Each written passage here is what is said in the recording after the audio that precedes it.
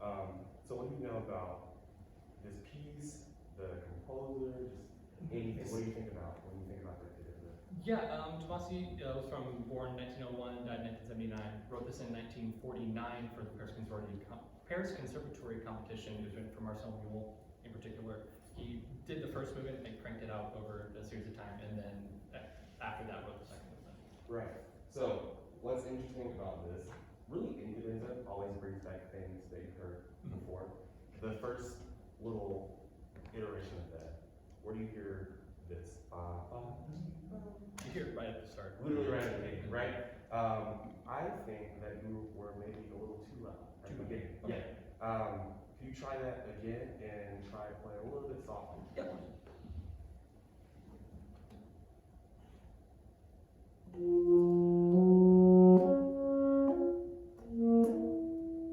Okay, cool. Way better, way better. What's something that you do when you try to play a little bit softer? I try trying popping, and I think the issue I kind of have with popping is like it makes a louder noise than the actual note itself. So here's something that I do that works for me. I do pop a lot actually. But what you can do is take your top teeth off the mouthpiece, and don't just air attack, and but speed the air up. You know what I mean? So try a low D, but take your top teeth off the mouthpiece. Okay. Yeah. Oh, that's weird. Okay. Let's do this. Start with the teeth on the mouthpiece, and just play it out, Okay. and then they crescendo and take your teeth off the mouthpiece. So Okay. like you can say, basically.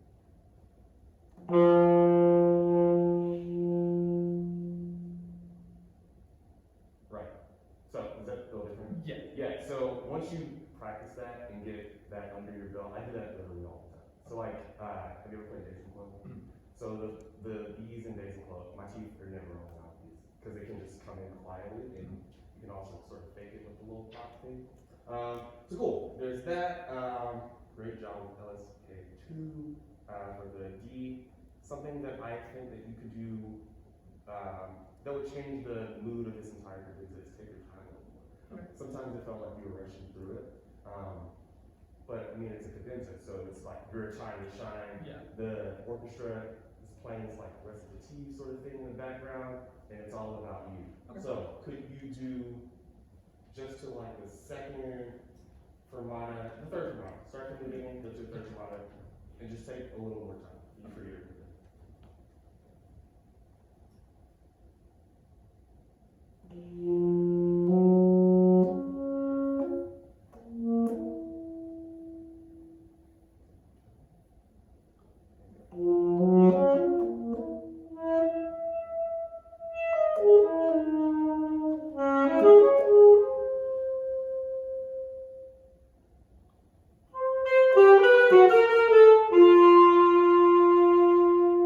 Way better. I like everything you did besides one thing.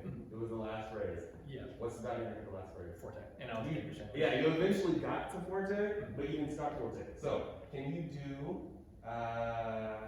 on the C sharp, right? The half note? Yeah. Yeah. And keep going. Okay. So you're like a smooth mezzo piano.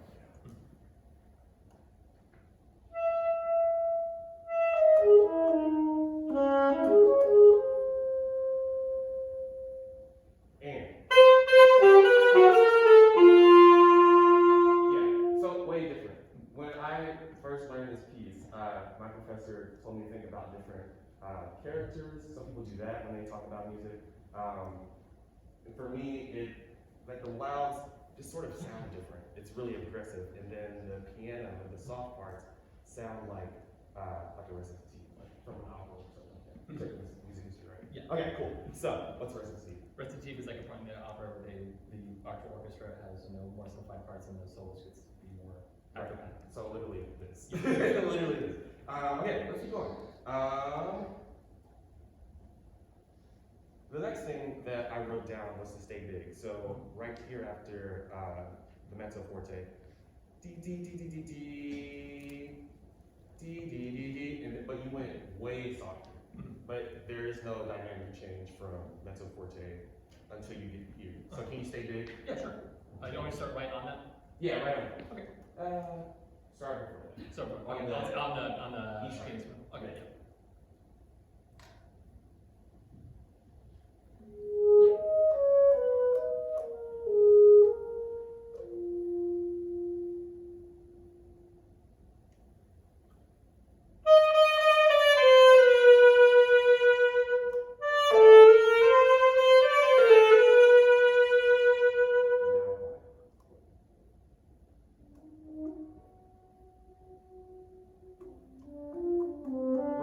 Right.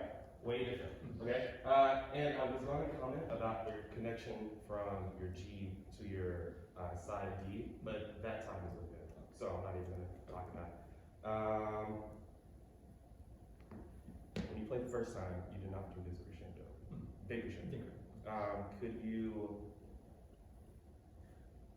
Let me correct myself. You did it. You did it too early. Gotcha. I would move it back a little bit. Okay, towards like the last set of 16th. Towards the last 16 tones. Yeah. Could you try that? Just starting on the D. Yeah, on the wait, sorry, the D. So that or where do you want to start? Sorry. Oh, Maybe not. yeah. Sorry. Okay.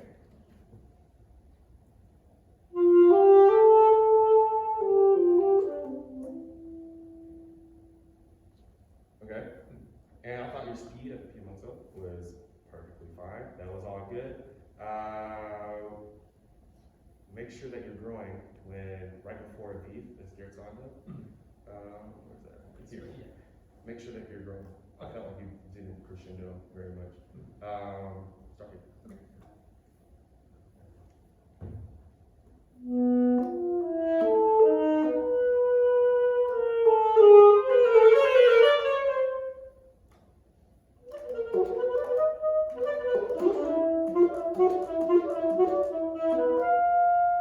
Okay. So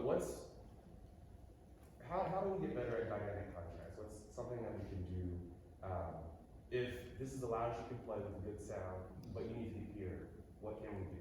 I think what I sometimes would do is like if what I'm hearing is where it's good sound, I'll play like louder with a bad sound and then try and take it back like 5%, see where I can perform. Yeah. So I do that.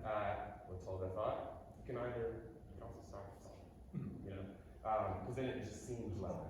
Yeah. Yeah. So they're not making it Without range. actually like boosting your range. But that's a good thought. So something that I do to play badly with a good sound, call it's like a house sort of. Like the inside of your house is like your good sound, and then your attic is louder than that, but it's a bad sound. And then your basement softer than that, but it's like sixth grader saxophone.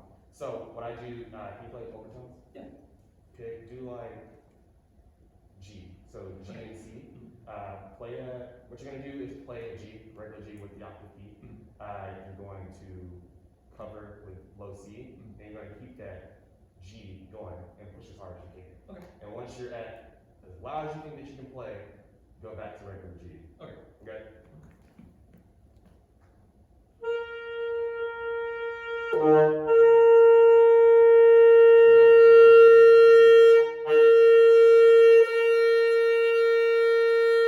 Okay? And you do that on every single overtone, so you can do it on F, F sharp, you can do it on G sharp, A. And once you keep doing that over and over and over and over again, you're gonna realize that your house is just getting bigger and bigger and bigger, because you're better at making a good sound very, very loud. The only way to get better at playing loudly or softly is to do it, you know? So, let's keep going. Are you a cello here? I know it's not written, but. Yeah, I'm kind of saving it to about like right there. I'm thinking like really gradually building and then kind of hitting my goal tempo around B flat or A. What is your goal tempo? I don't have an exact number. I'm sorry, but like No, that's fine. Yeah. What I want you to do after this is to actually have an exact number in mind, so that way you can sort of pace the cello, go too fast. I have a problem with, I see a cello and I want to go like balls to the wall super fast all the time. But then what happens with that? I can't play it, So if, let's say, like 120 is your goal tempo, right? Start at like 60, and by here,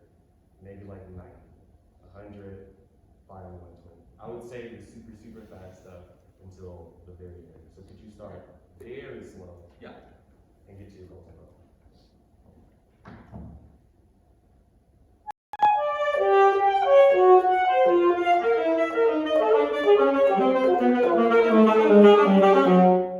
Okay. Could you make the top note the most important note? Mm-hmm.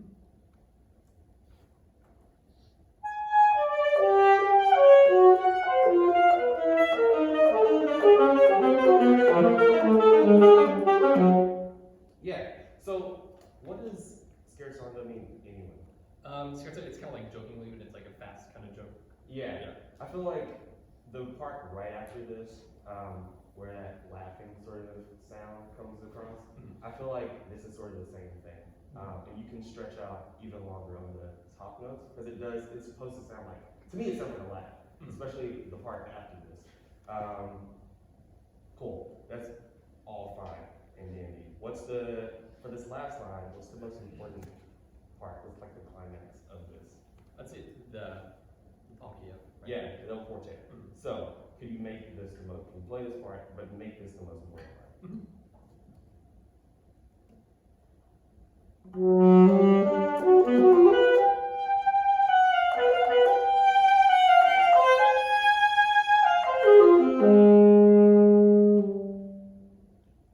Is that as loud as you play?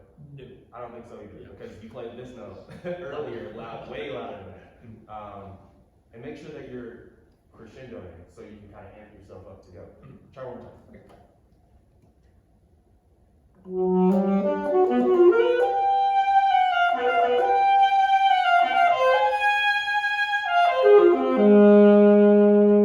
Alright, I'm gonna embarrass myself really quick. I'm gonna do it one more time, and I'm gonna hype you up.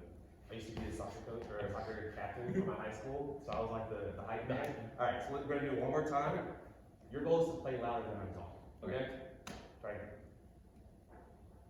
Keep going, keep going, keep going, keep going, keep going. So even if it doesn't seem like you're playing louder to yourself, to me that seems more exciting because you're keeping the energy going all the way to the high note. And you can stay up there a little bit. Just let the audience hear your beautiful, beautiful vibrato. And then keep going. For here, I would go, I know it says piano. I would honestly just go to the music. Okay.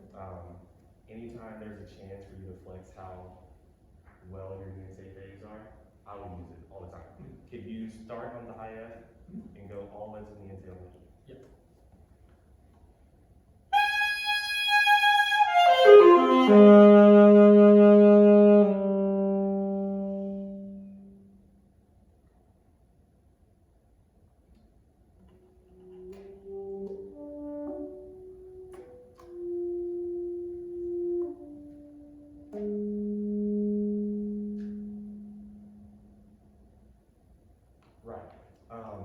Beautiful. This is the perfect spot to practice that teeth off the teeth mouthpiece thing. Luke, you sound amazing. Thank you. Thank you so much.